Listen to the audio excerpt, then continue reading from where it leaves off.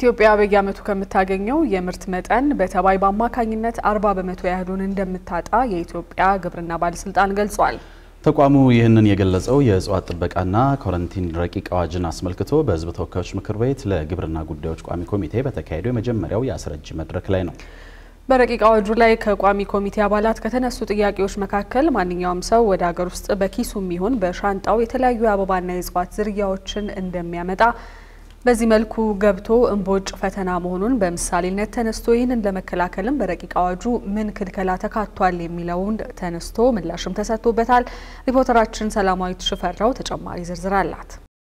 ኢትዮጵያ በየዓመቱ ከምታገኘው ከፍተኛ የምርት መጠን 40% ያህል የሚያሳጣትን ጸረ ሰብል ተባይን ለመከላከል ያስችላል የተባለለት የእጽዋት ጥበቃና ኳረንቲን ረቂቅ አዋጅ የአስረጂ መድረክ በሕዝብ ተወካዮች ምክር ቤት ለግብርና ጉዳዮች ቋሚ ኮሚቴ ቀርቧል። ረቂቅ አዋጁ መዘጋጀት ያስፈለገው ኢትዮጵያ ያላትን የእጽዋት ሀብት ከ800 ለሚልቁና ወደ ሀገር ውስጥ ላልገቡ መጤና ድንበር ተሻጋሪ የጸረ ሰብል ዝርያዎችን ለመከላከል የሚረዳ እንደሆነም ነው በመድረኩ የግብርና ባለስልጣን ያስታወቀው። ከዚህ ባለፈም ከዚህ ቀደም ሲሰራበት የቆየው መመሪያ 50 ዓመት ያለፈው በመሆኑ መሻሻል ስለሚያሻው ረቂቅ አዋጁ መዘጋጀቱን በሕዝብ ተወካዮች ምክር ቤት ለግብርና ጉዳዮች ቋሚ ኮሚቴ በተካሄደ የአስረጂ መድረክ ላይ ሰምተናል። እኛ ጉዳት ከሚያደርሰው ከ40% የሚሆን ያክል የግብርና ምርትና ምርታማነታችን የሚቀንሰውን ተባይን እንዴት እንቆጣጠራለን በሕግ ማዕቀፍ የሚለውን ነው በዚህ ውስጥ የታየው ማለት ነው። እነዚህ የፔስት ወይም ተባይ የሚለው ትርጉም ውስጥ ስላለ በዛ ማግኘት ይቻላል። ትልቁ የሕጉን መሰረት ይዞ የሚመጣው የተባዮችን አከፋፈል ላይ ነው። መደበኛ ተባይ ወይም ሀገር ውስጥ ያሉ ተባዮች የሚለው ነው። ይሄኛውን እጽዋት ጥበቃ ማኔጅ የሚያደርገው ሲሆን በሀገር ውስጥ የሌሉ ግን ቢመጡ ከፍተኛ ጉዳት ሊያደርሱ የሚችሉት ኳረንታይን ፔስት ወይም ሬጉሌትድ ፔስት የምንላቸው ሁለቱ ናቸው ማለት ነው። እነዚህ ናቸው የአዋጃችንን መሰረት ማለት ነው።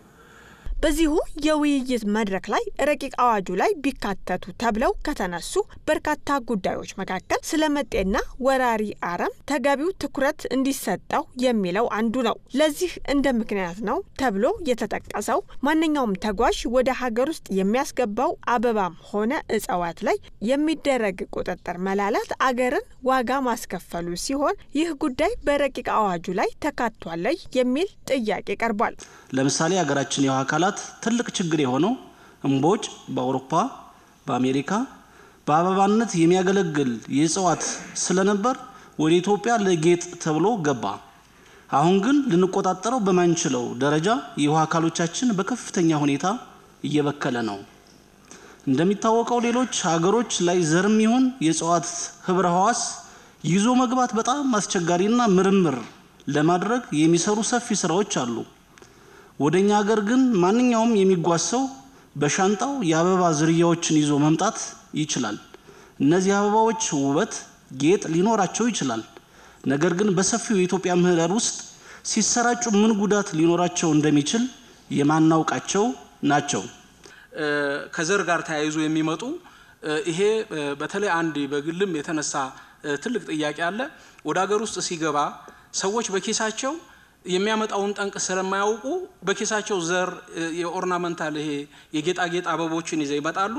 ይሄን በተመለከተ ከኢትዮጵያ አየር መንገድ ጋር እኛ በተገቢ ሁኔታ ይሄን የምናስቀርበትን አሰራር ዘርግተናል ከትራንስፖርትና ሎጂስቲክስ ሚኒስቴር ጋር። ከዛ ባለፈ ግን ያላወቅነውና ደግሞ በኋላ ችግር ሆኖ ያገኘነው ሰዎች በኢትዮጵያ ፖስታ አገልግሎትም ጭምር ዘር በሆነ ነገር አሽገው የሚያስገቡበት ሁኔታ ስለነበር እነዚህን ቀዳዳዎች በሙሉ ባሰራር ለመዝጋት ነው ጥረት ስናደርግ የቆየ ነው። በረቂቅ አዋጁ ላይ በርካታ የትርጉምና የሙያ ቃላት አቻፍች ላይ ያተኮሩ ጥያቄዎች የተነሱ ሲሆን ለነዚህና ሌሎች መካተት አለባቸው ለተባሉ ጉዳዮች በቀጣይ የአስረጂ መድረክ ባለስልጣኑ ምላሹን ለቋሚ ኮሚቴው በዝርዝር እንዲልክ የግብርና ጉዳዮች ቋሚ ኮሚቴ ሰብሳቢ ሰለሞን ላሌ አሳስበዋል።